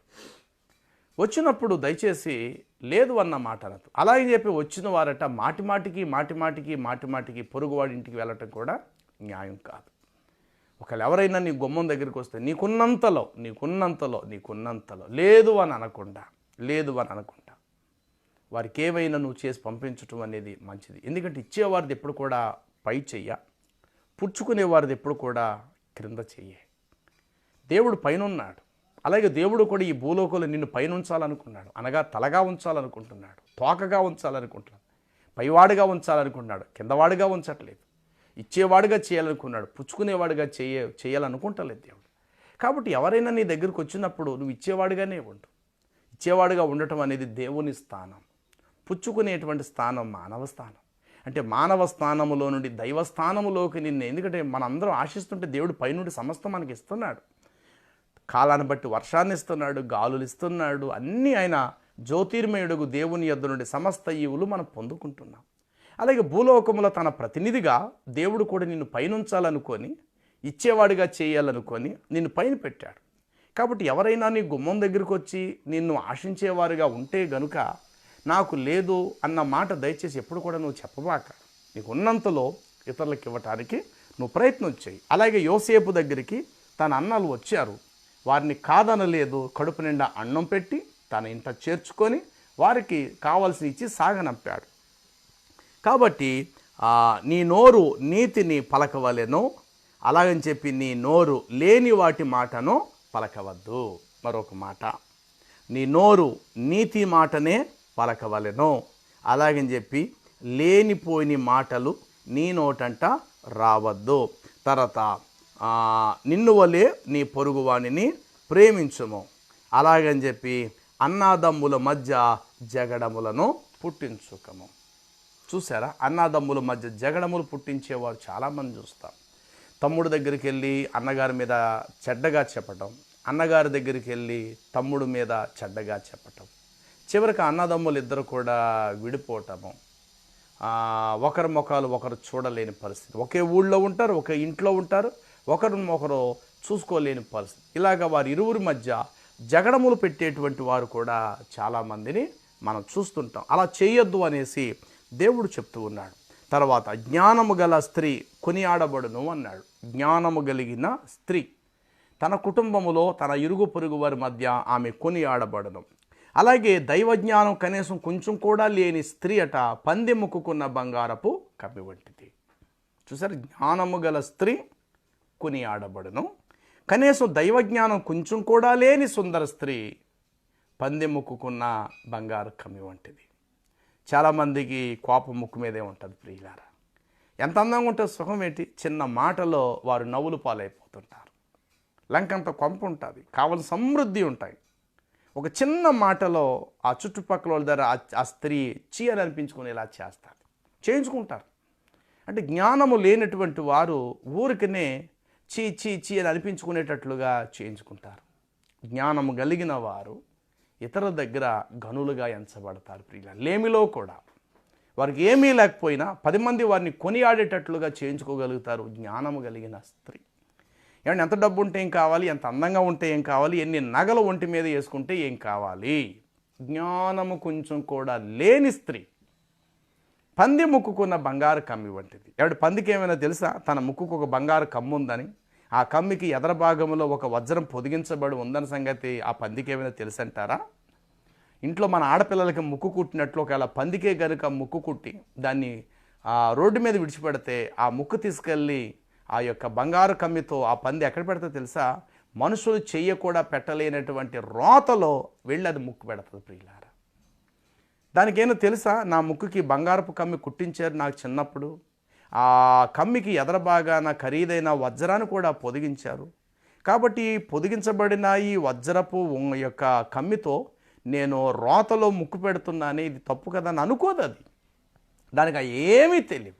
అలాగే జ్ఞానము కొంచెం కూడా లేని, వివేకము లేని సుందర స్త్రీ బంగారపు కమ్మిని ధరించిన పంది ముక్కు వంటిది. కాబట్టి జ్ఞానము గల స్త్రీ ఏం చేస్తుందంటే ప్రజల మధ్య ఆమె లేనిదైనా, ఒంటి మీద సరైన బట్ట లేకపోయినా, ఖరీదైన దుస్తులు లేకపోయినా ఇరుగు పొరుగు వారి చేత ఆమె కొనియాడబడతాది. గవిని యొద్ద ఆమె భర్త ఆమెను బట్టి ఘనపరచబడతారు. ఆమె తన పిల్లలకు చలి తగులునని ఆమె భయపడదు. రాత్రివేళ ఆమె దీపం ఆరిపోదు. తన ఇంటి వారికి ఆమె రక్షణ వస్త్రాన్ని, అవిసే రక్షణ వస్త్రాన్ని ఆమె సిద్ధపరుస్తుంది. తన పనిచేసే పని వాళ్ళకు బత్తెమును సిద్ధపరుస్తుంది. వర్తకపు వాడలు దూరము నుండి ఆహారము తీసుకొచ్చినట్లుగా ఆమె దూరము నుండి విలువైనటువంటి సందేశములు, వర్తమానము తన ఇంటి వారికి ఆమె సిద్ధపరుస్తుంది. ఈమె జ్ఞానము గల స్త్రీ కొనియాడబడును. జ్ఞానము కొంచెం కూడా లేనటువంటి స్త్రీ పంది ముక్కుకున్న బంగారు కమ్మి. అందుకే కొన్ని సందర్భంలో ఊరికనే నవ్వులు పాలైపోతుంటారు. కాబట్టి స్త్రీ చాలా అణుగిమణిగి ఉండాలా. ఎప్పుడు కూడా భర్తకి ఒక అడుగు వెనకాతలే ఉండడానికి ప్రయత్నం చేయాలి. ఎంత గొప్ప స్త్రీ అయినా భర్తను డామినేట్ చేయడం కానీ, భర్త స్థాయికి దాటి ఒక అడుగు ముందుకు వెళ్ళటం అనేది కరెక్ట్ కాదు. అందుకే జ్ఞానం గల స్త్రీ అనగా ఎస్తేరు అహష్వరోషు అనే రాజు దగ్గర షూషాను కోటలో గనపరచబడినది. అదే రాజుగారికి సతీమణిగా భారీగా ఉన్నటువంటి వస్తి అనేటువంటి ఆ స్త్రీ అందరి మధ్య ఆమె నవ్వులు పాలై రాజ్య సభలో నుండి ఆయనకు భారీగా ఉండటానికి అర్హత లేకుండా బయటకు మెడబెట్టుకొని గెంటి వేయబడినది. మరి అది వరకు ఆమెకు ఎంతో వైభవం. ఆమె భర్తను తక్కువ అనుకుంటున్నారా? 127 సంస్థానములకు అతడు అధిపతి అనగా హిందూ దేశం మొదలుకొని కూషు దేశం వరకు కూడా 127 దేశములకు ఆ రోజుల్లో అతడు అధిపతిగా చలామణి అవుతున్నాడు. అతని పేరు అహష్వరోషు రాజు అయినటువంటి పర్షియన్స్ రాజు, ఫార్సీల రాజు అహష్వరోషు. ఏమంటే అతని భార్య బయటకు గెంటి వేయబడినది. బయట ఉన్న ఒక దీనురాలైనటువంటి ఎస్తేరు ఆ రాజ్యమంతటికి మహారాణిగా కూర్చోగలిగినది. కారణం ఏంటంటే జ్ఞానము, అజ్ఞానం. అందుకే దేవుడు అంటాడు, జ్ఞానము గల స్త్రీ కొనియాడబడను, జ్ఞానము కొంచెం కూడా లేని స్త్రీ పందెముక్కున్న బంగారపు కమ్మి వంటిది అన్నాడు దేవుడు. తర్వాత నీ హృదయము పట్టుదలతో దేవుని మాటలు గైకొనుము అన్నాడు. అలాగే నీ హృదయములో నుండి చెడుతనము తొలగించుకో అని కూడా దేవుడు చెప్పాడు. నీ హృదయము దేవుని మాటలను పట్టుదలతో గైకొనుము అన్నాడు. అదే సమయంలో నీ హృదయములో నుండి చెడుతనమును పూర్తిగా తొలగించుకో అన్నాడు. తర్వాత నీ భార్య యందు నువ్వు సంతోషించుము అన్నాడు. నువ్వు కట్టుకున్నా, పెళ్లి చేసుకున్నా నీ భార్య యందు నువ్వు సంతోషించుము అన్నాడు. అలాగే నీ బలమును పరాయి స్త్రీకి ఇవ్వకము అని కూడా దేవుడు చెప్పాడు. చూసారా? నీ భార్య యందు నువ్వు సంతోషించు, అలాగని చెప్పి నీ బలాన్ని తీసుకెళ్ళి పరాయి స్త్రీలకు ఇయ్యకము అన్నాడు. తర్వాత ఉపకారము చేయ మరవకము అన్నాడు. అలాగనే ఉపకారము చేయ మరవకము అంటాడు. అలాగని చెప్పి అపకారము చేయటానికి నువ్వు త్వరపడవద్దు. తర్వాత అన్ని విషయములలో తగ్గించుకునము. చూసారా? అన్ని విషయములలో తగ్గించుకునమన్నాడు. అలాగని చెప్పి ఓర్పు లేనివాడై కోపపడి నీవు నీ ఉద్యోగం నుండి తొలగిపోకము, అదే ఉద్యోగం మరలా నీకు దొరకక పోవును. చూసారా? అన్ని విషయములలో తగ్గించుకొని ఓర్పు కలిగి ఉండు అంటున్నాడు. ఏమంటే ఓర్పు లేకపోతే ఏం జరుగుతుంది తెలుసా? ఉద్యోగం కూడా పోద్ది. ఓర్పు లేకపోతే, సహనం లేకపోతే ఉద్యోగం కూడా పోతుంది. ఉదాహరణకు మనమే అనుకుందాం, ఒక చిన్నపాటి ఉద్యోగంలో మనం పనిచేస్తున్నాం. మనకి నెల వచ్చేసరికి ఒక 25,000 రూపాయలు ఎంతో జీతం వస్తుంది. ఆ యజమానుడు మనకి ఇస్తున్నాడు జీతం. అది ప్రైవేటు ఉద్యోగమే, కంపెనీలో పనిచేస్తున్నాం. అయితే ఆ రోజు ఆ యజమానుడి దగ్గరికి ఎవరో విదేశాల నుండి ప్రాముఖ్యమైన వాళ్ళు, గొప్పవాళ్ళు ఎవరు ఆయన కలుసుకోవడానికి విమానంలో వచ్చారు. పెద్ద పెద్ద కారులో ఆ యొక్క ఆఫీస్ దాకా వచ్చారు. ఈలోగా యజమానుడు వచ్చినటువంటి వాళ్ళకి ఆతిథ్యం ఇచ్చటానికి మనల్ని పిలిచి బయటికి వెళ్ళి 2 కాఫీ పట్టరావయ్యా అన్నాడు. ఆ మాటకు అదుగో నన్ను కాఫీ తెమ్మంటావా? నేను ఎంతటి వాడిని కాఫీ తాగడానికి? నేను 25,000 రూపాయలు జీతగాడిని, నేనేం చిన్నపిల్లోడా? ఇందులో నేను 25 ఏళ్ల బట్టి నేను పనిచేస్తున్నాను, అలాంటిది నన్ను కాఫీ తెమ్మంటావా అని చెప్పి యజమానుడి మీద మనం సొనుక్కోవద్దు. ఎందుకంటే యజమానుడు మనకు పని అప్పగిస్తున్నాడు, తగ్గట్టు జీతం కూడా ఇస్తున్నాడు. ఆ రోజు బయటికి వెళ్ళి 2 కాఫీలు తీసుకొని రావయ్యా, వచ్చినటువంటి అతిథులకు ఇవ్వాలని 2 కాఫీ పట్టరా అన్నప్పుడు బయటికి వెళ్ళి ఒక ప్లాస్కో పట్టుకు వెళ్ళి 2 కాఫీలు తీసుకొచ్చి వాళ్ళకి ఇవ్వటంలో పెద్ద తప్పేంటి? పెద్ద మనం నష్టపోయాం, పెద్ద దిగజారిపోయామని, లేకపోతే దానివల్ల పెద్ద అవమానం మనకు వచ్చేసిందని. మన పని చెప్పినోడు యజమానుడే కదా. కొంతమంది అది చేరు, వాడు వెళ్ళకుండా ఆ ప్లాస్కో డబ్బులు వేరే వాడికి ఇచ్చిదిగో నేను కాఫీ తెమ్మని నువ్వు వెళ్ళు అంటాడు. యజమానుడు కొంచెం కోపం ఈడికి పని పురమాయించాడని చెప్పేసి ఏదో ఒక విధంగా ఆ పనిలో నుండి అతన్ని తొలగించడానికి ప్రయత్నం చేస్తాడు. తీరా మొత్తం మీద బలవంతంగా ఏదో తెచ్చాడు కాఫీ, వాళ్ళకి ఇవ్వయ్యా అన్నాడు. ఇచ్చేటప్పుడు నిర్లక్ష్యంగా ఇచ్చాడు. ఆ ఖరీదైనటువంటి అధిపతులు దూరం నుండి వచ్చిన వారి యొక్క సూటు మీద కాఫీ చుక్కలు పడ్డాయి. వెంటనే వాళ్ళ దగ్గర కళ్ళు ఎర్రజేసి కోప్పడ్డాడు. కళ్ళు మూసిపోతున్నావా కాఫీ, కళ్ళేవా నీకు అని కాస్త గద్దించి మాట్లాడాడు. కాఫీ వంపేసుకున్నా లేకపోతే ఆ షర్ట్ మీద పడిన ఆ వ్యక్తి పోలేండి అయిందేది అయిపోయింది, ఆయన ఏమనకండి అన్నాను. అయినా సరే యజమానుడు, జీతం ఇచ్చే యజమానుడు కాస్త కళ్ళు ఎర్రజేసి కోప్పడ్డాడు. ఆ మాత్రం కూడా కోపడ్డానికి ఆ యజమానుడు జీతం ఇస్తున్న వ్యక్తి అనటానికి సరిపోడండి. ఆ మాటకి వెంటనే నా జీతం నాకు ఇచ్చేసే, వెంటనే ఉద్యోగం ఖాళీ చేసి వెళ్ళిపోతాను అని చెప్పేసి పొగరబోతుగా, ఆవేశపరుడుగా ఉద్యోగం ఖాళీ చేసి వెళ్ళిపోతే ఎవరికంటే నష్టం? యజమానుడికైనా నష్టమా? ఆ స్థానాలు ఇంకొకటి ఎవడైనా వస్తాడు. కానీ రేపు పొద్దున ఆ స్థానం మనకుండదు. దేవుడు అదే అంటాడు ప్రసంగి గ్రంథం 10:4 ఓర్పు గొప్ప ద్రోహ కార్యాలు తొలగించుదని. ఏలువాడు నీ మీద కోప్పడిన ఎడల, ఏలువాడు అంటే అధికారి, ఏలువాడు నీ మీద కోప్పడిన ఎడల నీవు త్వరపడి నీ ఉద్యోగం నుండి తొలగిపోకము. ఓర్పు అనేది గొప్ప ద్రోహ కార్యాలు జరగకుండా కాపాడు. తీరా జీతం ఇచ్చేసాడు, ఎంత ఇవ్వాలో బాకీ మొత్తం ఇచ్చేసాడు. వాడి ఇంట్లో నుంచి వెళ్ళిపోయి ఆఫీస్ నుండి వెళ్ళిపోయాడు. ఎక్కడికి వెళ్ళిన వాడికి ఉద్యోగం రాలేదు. ఈలోగా సంవత్సరం, 2 సంవత్సరాలు, 3 సంవత్సరాలు, 5 సంవత్సరాలు అయింది. ఎక్కడికి వెళ్ళిన 6,000 ఇస్తున్నారంటున్నారు, 4,000 ఇస్తానంటున్నారు, 8,000 ఇస్తానంటున్నారు. కానీ ఇక్కడ 25,000 రూపాయలు చేతి. ఒక 5-6 ఏళ్ళు పోయిన తర్వాత మరలా వచ్చాడు అదే ఆఫీస్కి. అయ్యా, రోజు పోగొట్టుకున్న ఉద్యోగం ఈరోజు నాకు ఇవ్వండి అని. ఆ యజమానుడు వాడిని చూసి బాధపడతాడు. ఆ రోజు చాలా పొగరబోతుగా నువ్వు వెళ్ళిపోయావు, అప్పటికి నీకు 25,000 రూపాయలు జీతం. అదే నీవు ఈ రోజు వరకు ఉన్నట్లయితే ఈ పాటికి నేను దాన్ని 75,000 రూపాయలు జీతం ఇచ్చి ఉండేవాడిని నేను ఈరోజు. నీకంటే 7 వెనకాతలు వచ్చిన వ్యక్తి నువ్వు చేసే పని చేస్తున్నాడు ఆయన. ఈరోజు అతనికి నేను 75,000 రూపాయలు శాలరీ ఇస్తున్నాను. అదే స్థానంలో అప్పటి నుంచి నువ్వు ఉంటే కనుక ఈ పాటి నీ జీతం 1,00,000 రూపాయలు అయ్యి ఉండేది. సారీ, నా దగ్గర ఏ ఉద్యోగాలు ఖాళీ లేవు, దయచేసి వెళ్ళిపో అంటాడు. పోయిన వెనకాతలు వచ్చిన భార్య కాళ్ళయాళ్ళు అప్పుడు, అయ్యా మీరే మా దిక్కు, తెలియక మూర్ఖత్వంగా పనిచేసాడు నా భర్త, ఏదో ఒకలాగా మీరే చిన్న ఉద్యోగం ఇప్పించండి, ఇక్కడే పడేడుతాడు వీడు అని అంటే, ఇంకా చూసి అటు చూసి బయట సెక్యూరిటీగా జాబ్ చేయి. మొదట నువ్వు సెక్యూరిటీగా వచ్చి 10,000 రూపాయలు ఇస్తాను. మొన్న సెక్యూరిటీ నా దగ్గర మానేసాడు ఆయన, ఆ పోస్ట్ ఖాళీగా ఉంది, నెలకు 10,000 రూపాయలు ఇస్తాను అని అన్నప్పుడు ఇంకా భార్య అంటది, బయట 6,000, 4,000, 8,000 దాకా వచ్చింది, కనీసం ఇక్కడ ఇంకో 2,000 పెరిగింది కదా, 10,000 రూపాయలు ఆ సెక్యూరిటీగా పనిచేయవయ్యా, చూద్దాం అని చెప్పేసి చివరికి ఆ ఎండలో సెక్యూరిటీగానే పనిచేస్తాడు. నీడ పట్టున్న 1,00,000 రూపాయలు తీసుకోవాల్సినటువంటి వీడు ఎండలో పొద్దుననగా సాయంత్రం వరకు ఎండలో నిలబడి ఉంటూ 10,000 రూపాయలకి కుదర్చబడ్డాడు. కారణం ఏంటో తెలుసా? ఓర్పు లేకపోవటం. జీతం ఇచ్చేటువంటి యజమానుడు ఒక చిన్న మాట అనటంలో తప్పేంటి? ఈనాడు చాలామంది అదిగో 10 మంది దగ్గర ఈ మాట నన్ను అనేసాడు, అందరి ముందు నన్ను ఈ మాట అనేసాడు, కాబట్టి నేనెందుకు ఉండాలి ఇక్కడ అని చెప్పేసేసి వెళ్ళిపోతుంటారు. అలాగే ఒక కుటుంబంలో తోటికోడళ్ళు ఉంటారు. తోటికోడళ్ళ మధ్య ఒకవేళ భర్త చేసుకోవచ్చు, ఒక మాట అనొచ్చు, అదిగో వీళ్ళందరి ముందు నా పరువు తీసావు, నేను ఒక నిమిషం నీతో కాపురం చేయను, నేను ఇంట్లో ఉండదలుచుకోలేదని చెప్పేసి తన బట్టలు సర్దుకొని పుట్టింటికి వెళ్ళిపోతారు. ఎవరికి నష్టం అండి?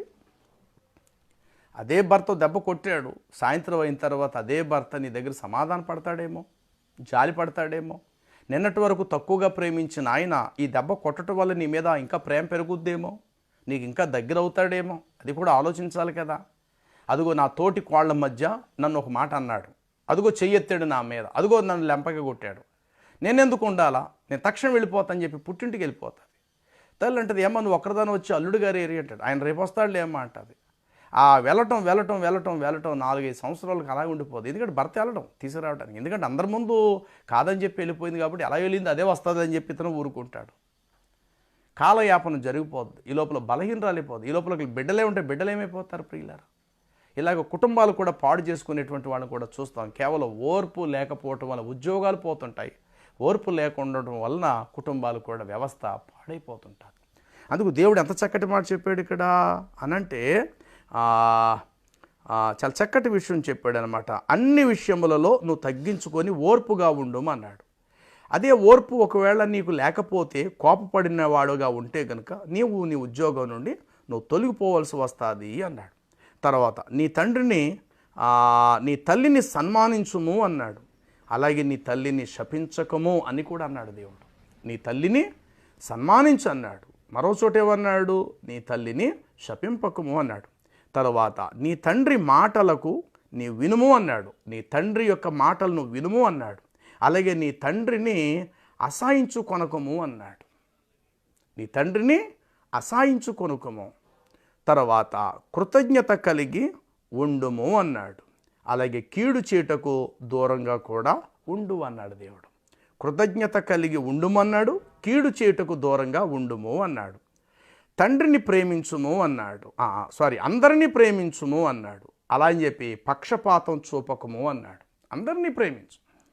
ఇందులో వీళ్ళు నా వాళ్ళు, వీళ్ళు నా మతస్థులు, నా కులస్తులు, నా ఇంటి పేరు వాళ్ళు, నాకు కావలసిన వాళ్ళు, మిగతా వాళ్ళు ఎలా పోయినా నాకు అనవసరము, ఇదిగో మా ఇంటి పేరు వాళ్ళు వీళ్ళు అని చెప్పేసి ఇంటి పేరుకి, కుల వ్యవస్థకి, కులం పేరుకి నా బంధువులు అని చెప్పేసి అది చేయకండి. ఎందుకంటే దేవుడు అందరినీ ఒకే దృష్టితో చూస్తున్నాడు. దేవుడు అందరినీ ఒకే మనసుతో ప్రేమిస్తున్నాడు. ఎవరు ఎక్కువ కాదు, ఎవరో తక్కువ కాదు. దేవుడు లోకమును ఎంతో ప్రేమించాడు. కానీ మనుషులు ఏం చేస్తుంటుంటారంటే వీడు నావాడు, నా ఇంటి పక్కనోడు, నాకు కావాల్సిన వాడు, నా బంధువు, నా ఇంటి పేరు గలవాడు అని చెప్పేసి ఈ దరిద్రగొట్టు ఈ యొక్క పరిస్థితులు మనుషుల్లోకి వచ్చేసి కూర్చున్నాయి ప్రియులారా. తప్పు నీ వాడిదైనా అవతల వాడిది న్యాయమైనా అవతలవాడి పక్షంగా నువ్వు మాట్లాడు. న్యాయం ఎటువైపు ఉంది అటువైపు మాట్లాడాలా. అరే యువతల వాడు నా వాడు కదా అని చెప్పేసి న్యాయం పక్షంగా ఉన్నవాడికి మీద అన్యాయం రుద్దేసి అన్యాయం చేసినటువంటి వాడిని న్యాయవంతుడిగా తీర్పు తీర్చకూడదు. కాబట్టి దేవుడు చెప్తున్న మాట ఏమిటంటే అందరినీ ప్రేమించము, అలా అని చెప్పి పక్షపాతము చూపకూడదు అన్నాడు. నీ ఇంటికి వచ్చిన వానికి ఆహారం పెట్టుట మానుకొనకుము అన్నాడు. నీ ఇంటికి వచ్చిన వారికి అన్నం పెట్టకుండా ఎప్పుడు పంపించు. భోజనపు వేళకు వస్తే భోజనం పెట్టి పంపించు. ఒకవేళ వారు ఉదయం టిఫిన్ తినే వేళకు వచ్చారా, టిఫిన్ పెట్టి పంపించుము. అంతే తప్ప వచ్చిన వారిని గుమ్మం దగ్గర నిలబెట్టి మాట్లాడించి పంపించడం అనేది ఒక మనిషిగా మన సంస్కారం కాదు. అది దీనికి దైవత్వంతో పని లేదు, దీనికి మతాలతో కులాలతో పని లేదు. ఒక మనిషిగా తోటి మనిషికి విలువవలసిన వివేచన ఒక మనిషిగా మనకుంది. ఏదో దేవుణ్ణి నమ్ముకున్న కాబట్టి అడికి అన్నం పెట్టాలా, మనం దేవుణ్ణి నమ్ముకున్న కాబట్టి అడికి నీళ్ళు పోయాలని కాదు. ఇక్కడ దేవుడితో పని లేదు. ఇక్కడ ఒక మనిషిగా తోటి మనిషికి చేయవలసిన ధర్మము మనం చేయాలంతే. ఇది మానవ ధర్మం. మనిషిగా మనం పుట్టాం కాబట్టి ఆ పని మనం చేసి తీరాలంతే. కాబట్టి ఆ దేవుడు చెప్పే మాట ఏమిటంటే అంటాడు కదా, నీ ఇంటికి వచ్చిన వారికి ఆహారం పెట్టడం మానవద్దు అన్నాడు. అలాగని చెప్పి వచ్చిన వాడట మాటి మాటికి నీ పొరుగు వాడి ఇంటికి వెళ్ళకము. టిఫిన్ టైం కదా ఇది, ఈ టైంకి ఆడి ఇంటికి వెళ్ళిపోతే టిఫిన్ దొరుకుద్దిలే, మంచి అవకాశం, ఇది మంచి భోజనం టైము, టక్ మన ఇప్పుడు ఆ ఇంటికి వెళ్ళిపోతే ఈ టైం నాకు భోజనం దొరికేస్తుంది అని చెప్పేసి ఇదే అలవాటుగా చేసుకొని ఈ టయానికి ఎవరు భోజనం చేస్తుంటారు, ఈ టయానికి ఎవరు టిఫిన్ తింటుంటారు, ఈ టయానికి నెల జీతం ఎవరింటికి వచ్చి ఉంటుందని చెప్పి మాటి మాటికి నీ పొరుగువాని ఇంటికి వెళ్ళకము. అలా వెళ్ళిన ఎడల అతడు నీ వల్ల విసుకుపోయి నిన్ను ద్వేషించును అన్నాడు. ఏమంటే కొంతమంది, ఇప్పుడు నేను ఇలా అన్నాను కాదు, కొంతమంది సేవకులు ఉన్నారు, సువార్త పరిచయం చేసేది తక్కువ. కరెక్ట్గా వారు గవర్నమెంట్ ఉద్యోగస్తులైతే కనుక వాళ్ళకి శాలరీ మొదటి వారంలో వస్తుందంటే కనుక ముందు నుండి వాళ్ళకి ఫోన్లు చేస్తుంటారట, చేసి వాళ్ళ కొరకు దీర్ఘ ప్రార్థన చేస్తుంటారు. అయ్యగారు ఎలా ఉన్నారు, అయ్యగారు అమ్మాయి బాగున్నదా, పాప ఎగ్జామ్లో పరీక్షల్లో చాలా బాగా రాసిందా అని ఇలాంటి గొప్పగా మాట. ఎందుకంటే రేపు వచ్చే మరి మొదటి వారంలో వాళ్ళు దశమ భాగాలు శాలరీలు ఇవ్వబోతున్నారు కదా వాళ్ళ జీతాల్లోంచి. ఈ విధంగా కొంతమంది ఏం చేస్తారంటే అలాంటి వాళ్ళ ఇళ్ళకి ఎక్కువగా వెళ్తుంటారు. డబ్బులు ఎవరిస్తారు వాళ్ళకి. ఈరోజు వరకు మా పరిచర్యలు ఎవరైనా ఒంట్లో బాగాలేదయ్యా అని అంటేనే వెళ్ళటం తప్ప సొంతంగా గొరిగించుకొని కల్పించుకొని ఈరోజు ఖాళీగా ఉన్నాం కదా, ఈరోజు ఆ ఇంటికి వెళ్ళిపోతే కాఫీ ఇస్తారేమో, ఈరోజు ఆ ఇంటికి వెళితే భోజనం దొరికేస్తుందని చెప్పి ఈ రోజు వరకు పరిచర్య స్టార్ట్ చేసింది. ఈ రోజు వరకు ఎప్పుడు కూడా అలా వ్యర్థంగా ఎప్పుడు పరిగెత్తి. ఈరోజు కూడా ఆ సంఘాల్లో ఒక్కొక్క సంవత్సరం 2 సంవత్సరాలు కూడా అయిన సందర్భాలను ఒక్కొక్క ఇంటికి నేను వెళ్ళి 2 ఏళ్ళు అయిపోయింది. ఈరోజు కూడా కోరుకుంటారు, అయ్యా ఇంటికి ఒకసారి రండి అని అడుగుతా. ఊరికి ఎందుకు వెళ్ళాలి, మీకు సువార్త అందింది, వాక్యం అంటే తెలిసింది, ప్రార్థన చేసుకుంటున్నారు, ఎందుకు ఊరికే నీ ఇంటికి రావాలి? ఒకవేళ నీ ఇంట్లో రోగిగా ఎవరున్నారా, ఖచ్చితంగా రావాల్సిన బాధ్యత మాది. నీ ఇంట్లో ఎవరైనా ఆపద వచ్చిందా, నీ ఇంట్లోకి వచ్చి నేను బలపరచాల్సిన బాధ్యత సేవకులుగా మాది. ఖచ్చితంగా రావాలి. నువ్వు బాగున్నావు, అంతా బాగుంది, ఇంటికి రావాలి, వచ్చి చేసేది ఏముంది? నీతో ఏం మాట్లాడాలో నువ్వేం మాట్లాడతావు, నువ్వు బాగున్నావు కదా. ఒకవేళ రోగిగా ఉన్నావు, లేవలేని స్థితిలో ఉన్నది నీ భర్తో, నీ భార్యో, నీ పిల్లలో, నీ అన్నగారు, నీ తల్లు ఎవరైనా కావచ్చు. అలాంటప్పుడు చెప్తేనే కాదు, తెలిస్తే కనుక చెప్పకుండా కూడా వెళ్ళవలసిన బాధ్యత సేవకులుగా మాకుంది. కానీ ఇదే అవకాశము ఉదయం అయింది, ఈరోజు ఎవరింటికి వెళ్తే బాగుంటుంది, ఎవరింటికి వెళ్తే ₹1 డబ్బులు వస్తాయి ఏంటంటే ఆ టైం ఏదో సువార్త చేయొచ్చు కదా. ఆ టైం ఏదో దేవుణ్ణి ఎరగలేని ప్రజలు ఎవరో ఉంటారు కదా, వాళ్ళకి నువ్వు సువార్త చెప్పచ్చు కదా. అప్పుడు రోడ్డు మీద నిలబడి ఏదో సెంటర్లో నిలబడి నీ చేతిలో కొన్ని పత్రికలు చేతితో పట్టుకుని దారిని పోతున్న వాళ్ళకి ఉచితంగా నువ్వు వాటిని పంచిపెట్టచ్చు కదా. ఈ పని చేయరు. ఎవరైతే ₹1 డబ్బులు ఇస్తారు, ఎవరెవరు వేడిగా భోజనం పెడతారు అంటే ఇలా అన్నానని తప్పుపడుతున్నానని అనుకోవద్దు సేవకులకు. ఎందుకంటే అది మన ధర్మం కాదు. అది దేవుడు మనల్ని రక్షించాడు, మన దగ్గరకు వచ్చిన విశ్వాసాన్ని దేవుడు రక్షించాడు. వాళ్ళకి ఆపద వచ్చిందా ఖచ్చితంగా మనం వెళదాం, ప్రార్థన చేద్దాం. మీలో ఎవడైనా రోగి అయిన ఎడల సంఘము వచ్చి అతని కొరకు ప్రార్థన చేయాలని చెప్పేసి మనకు రాయబడింది, దేవుడు మనకు ఆదేశించాడు. దాని ప్రకారం పాటిద్దాం. అంతప్ప ఈ వారు ఇంటికి వెళ్ళిన కదా రేపు వచ్చేవారు ఆ ఇంటికి వెళదాం అని చెప్పి ఆ విధంగా వెళ్ళటం అనేటువంటిది అది సబూ కాదు. ఆ ఖాళీ సమయం వీలైతే బైబిల్ చదువుకో. ఖాళీ సమయం ఉంటే ప్రభు సన్నిధిలో ప్రార్థనలో గడుపు. ఆ ఖాళీ సమయంలో ఉంటే నీ స్నేహితులైన వారు ఎవరైనా, ప్రభువుని ఎరగలేని వాళ్ళు ఎవరైనా నీకు తెలిసినంటే వారి మీద గురిపెట్టు, వారి మీద దృష్టి నిలుపు, వారింటికి వెళ్ళు, కాసేపు కూర్చొని వారికి దేవుని సువార్తను చెప్పు. ఎప్పుడైనా వారింటికి సువార్తకు వెళ్ళినప్పుడు మంచి టైం ఏంటంటే 10 దాటిన తర్వాత మధ్యాహ్నం 1 గంట లోపు 12 లోపు మాత్రమే వెళ్ళు, ఎందుకంటే అది భోజనం టైం కాదు. అలాగే మధ్యాహ్నము 2:30, 3 దాటిపోయిన తర్వాత సాయంకాలం 5 గంటల లోపు వెళ్ళము. అంతే. ఉదయం 8ంటికి వెళితే వాళ్ళు పనుల్లో ఉంటారు, ఖచ్చితంగా వారు నీకు టిఫిన్ పెడతారు, నువ్వు తినవలసి వస్తుంది. భోజనం టైంకి వెళ్ళావా, ఖచ్చితంగా నీకు భోజనం పెడతారు. కాబట్టి దేవుని బిడ్డలు ఎప్పుడు కూడా ఆశించేవారుగా ఉండద్దు. నువ్వు వెళ్ళింది దేవుడి పని మీద కాబట్టి ఆ పని ఏదో పూర్తి చేసుకొని నువ్వు వచ్చేసి దేవుడు నీ ఇంటికాడ నీకు ఆహారాన్ని సిద్ధపరుస్తాడు. కాబట్టి ఇది మంచి అలవాటు, ఒక దైవ సేవకుడుగా మనకు ఉండవలసిన మంచి లక్షణం అన్నమాట. కాబట్టి చెప్పబడిన మాట ఏమిటంటే, నీ ఇంటికి వచ్చిన వానికి ఆహారం పెట్టుము, అలా అని చెప్పి మాటి మాటికి నీ పొరుగువాని ఇంటికి వెళ్ళకము. అలా వెళ్ళినట్లయితే అతడు నీ వల్ల విసికి ఏదో రోజు నేను ద్వేషించి, పాస్టర్ గారు రాకండి, నేను చెప్తాను కదా అప్పుడు వద్దురు, కానీ మాటికి మా పనులు చాలా అభ్యంతరంగా ఉంది, మీరు రాకండి అన్న మాట అనిపించుకుంటే ఎంత బాధాకరం అది. అవతల వాళ్ళు తలుపులు వేయక ముందే మనం వెళ్లకుండా ఆగిపోవటం మంచిది. తర్వాత నీ శత్రువును ప్రేమించు, అలాగే నీ శత్రువు పడినప్పుడు సంతోషించక. నీ శత్రువును ప్రేమించు, కానీ నీ శత్రువు ఒకవేళ పడిపోయినప్పుడు ఆయన చూసి నవ్వబాక. వాడి మీదకు వచ్చినటువంటి ఆ పరిస్థితి రేపటి రోజు మన తల మీదకి వచ్చి పడిపోద్ది అన్నమాట. నీ శత్రువు పడినప్పుడు వాడిని చూసి నువ్వు సంతోషించకు, అది చూసి యెహోవా కోపపడును అని రాయబడినది. తర్వాత నీ ద్రవ్యము బేదలకిమ్ము అన్నాడు. అలా అని చెప్పి నీ ద్రవ్యాన్ని వడ్డీకి ఇయ్యవద్దు అని కూడా చెప్పాడు దేవుడు.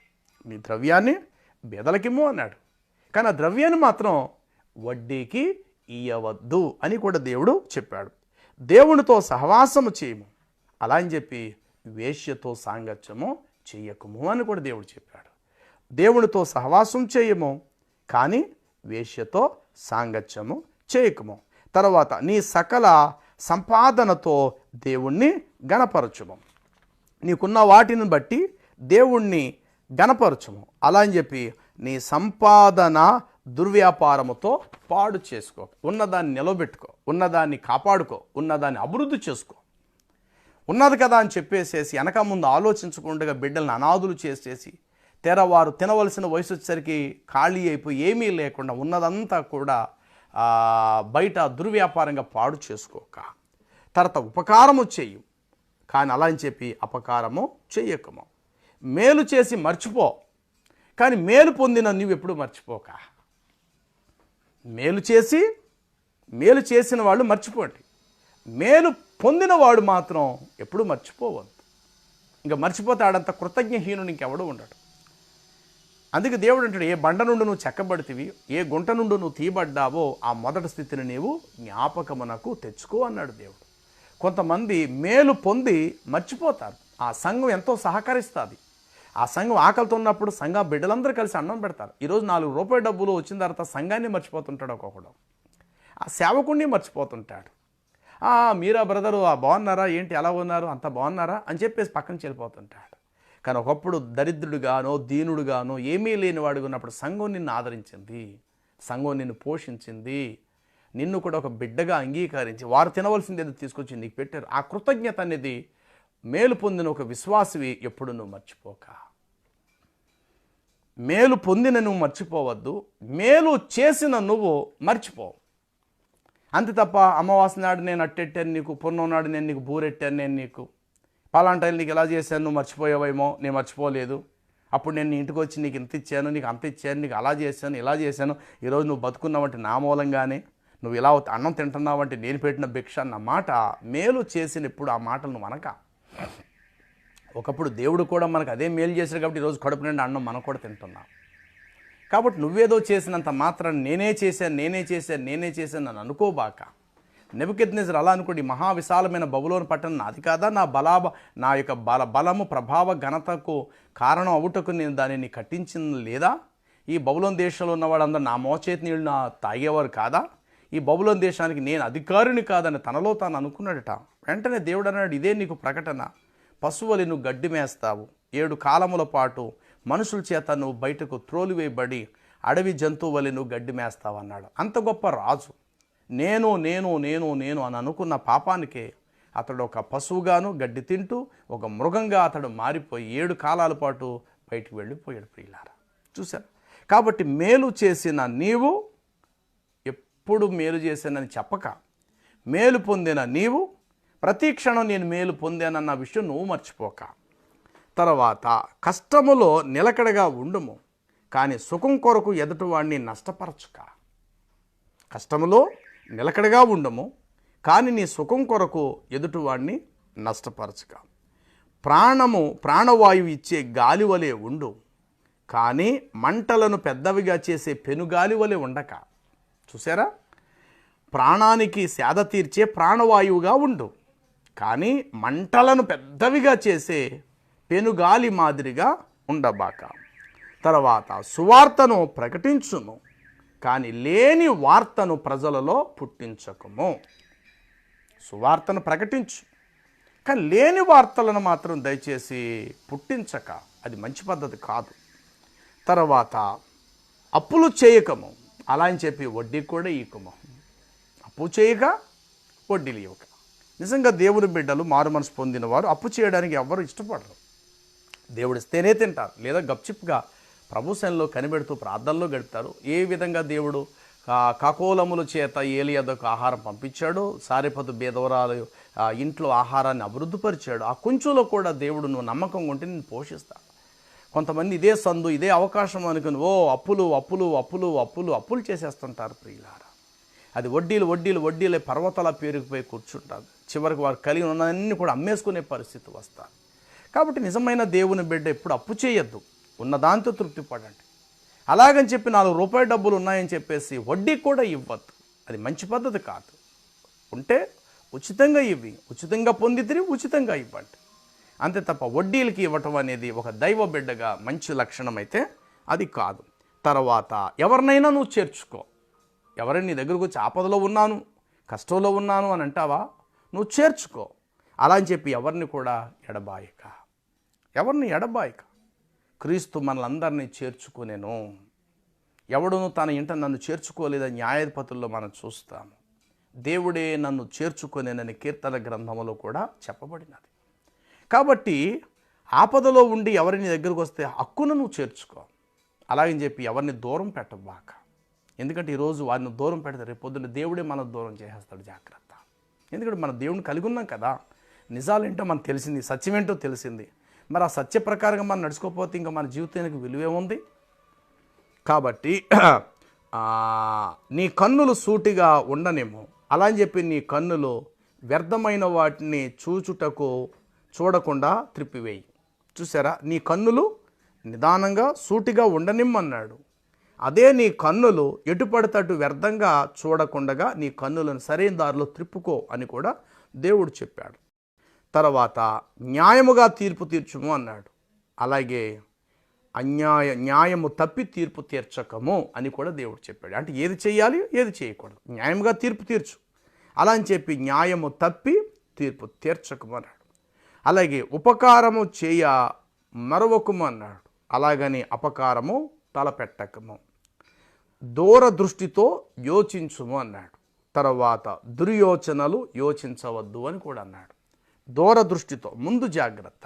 రేపటి రోజు ఏంటి పరిస్థితి, ఇలాగుంటే నా బిడ్డల భవిష్యత్తు ఏమిటి, ఇదే పని ఇలా ఉంటే రేపు అన్న రోజు ఏంటి అని దూరదృష్టితో ప్రతిదీ నువ్వు ఆలోచించటం న్యాయమే, తప్పేం కాదు. కానీ దుర్యోచనలతో ఏది కూడా నువ్వు యోచించక, దూరదృష్టితో యోచించు, కానీ దురుద్దేశంతో దుర్యోచనలతో ఏది యోచించక. తర్వాత దేవుని మాటను నీ నోట పలుకము, కానీ ఆబద్ధపు మాటను నీ నోటను రానియకము. చూసారా? కాబట్టి ఇక్కడ మనం చదువుకున్న చివరికి మాట చెప్పి ముగిస్తా. ద్వితీయోపదేశకాండం మనం చదువుకున్న ఈ 5వ అధ్యాయములో దేవుడు తెలియపరిచినటువంటి చక్కటి విషయాలు ఏమున్నాయి అక్కడ అంటే, దేవుడు తెలియపరిచినాడు. చూడండి, అక్కడ అంటాడు, నీవు వారికి బోధింపవలసిన ధర్మమంతటిని అనగా నా కట్టడలను విధులను నేను నీతో చెప్పేదను. వారు స్వాధీనపరుచుకున్నట్లు నేను వారికి ఇచ్చిచున్న దేశంలో వారు ఇలాగు ప్రవర్తింపవలెను. కాబట్టి మీరు కుడికి గాని ఎడముకు గాని తిరగక మీ దేవుడిని యెహోవా ఆజ్ఞాపించున్నట్లు చేయుటకు మీరు జాగ్రత్త పడవలయును. దానిలోనే మీరు మీకు ఆజ్ఞాపించున్నట్లు మేలు కలిగి దీర్ఘాయుష్మంతులు అగునట్లు మీ దేవుడిని మీ యెహోవా మీకు ఆజ్ఞాపించి మీకు చూపించిన ఆజ్ఞల ప్రకారంగా ఆ మార్గమంతట్లో మీరు నడుచుకొనవలయును. ఇప్పుడు మనం చదువుకున్నాం చూసారండి. ఆ చదువుకున్న మాటలన్నిటి ప్రకారంగా మనం నడుచుకునేద్దాము.